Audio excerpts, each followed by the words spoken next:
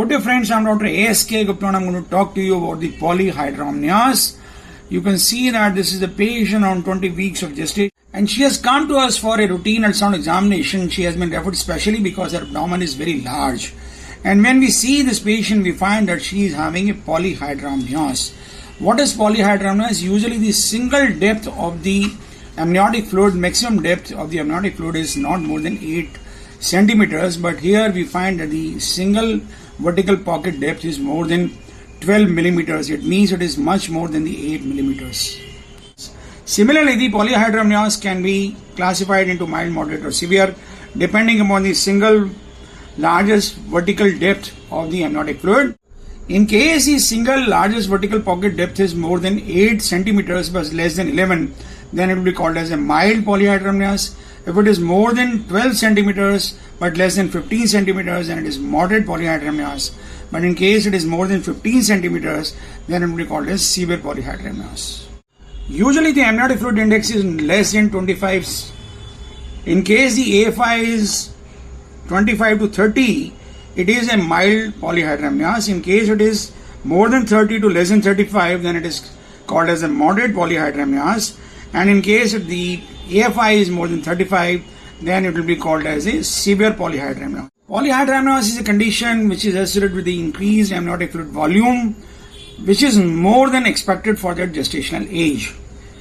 Usually the Polyhydramnios is idiopathic in nature. Whenever the Polyhydramnios is seen, the ultrasoundists get alert and they start looking for the condition. But in more than 2/3 of the cases, no cause can be found. But idiopathic Polyhydramnios can be labeled only by excluding all the possible causes.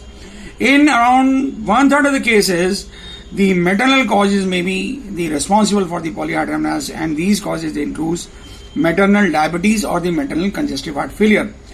In about 10 to 20% cases, the fetal causes may be responsible for the Polyhydramnios, and these causes usually include the gastrointestinal system involvement or the neurological system involvement. Gastrointestinal causes can be the jejunal atresia or the duodenal atresia or the esophageal atresia, or they can be abdominal wall defects like gastroschiasis, omphalocele, and there can be intestinal malrotations, or there can be some other causes like congenital pulmonary airway malformation, congenital airway obstruction syndrome, etc. And these causes, they should be ruled out before we say that this patient is having idiopathic Polyhydramnios.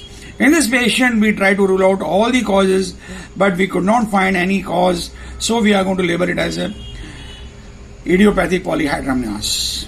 Polyhydramnios can be associated with the hydrops fetalis, but here we find that there is no hydrops fetalis, there is no hydrocephalus, there is no neurological deficit, that there is no spina bifida defect, or there is no cranial defect, so it is likely to be a Polyhydramnios of the idiopathic origin.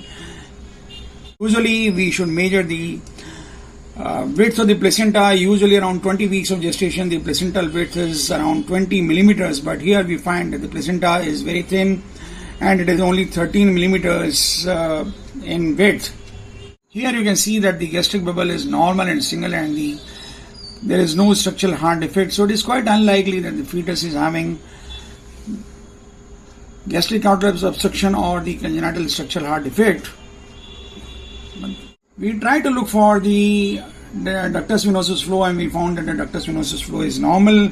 There is no spina bifida defect, and the spine is normal looking, and similarly the cranium was normal looking. So we are going to label it as a idiopathic Polyhydramnios. In case you like our video, please do subscribe to our channel. Do not forget to press the like button and share the video among large number of our friends so that maximum number of people can be benefited. Thank you very much.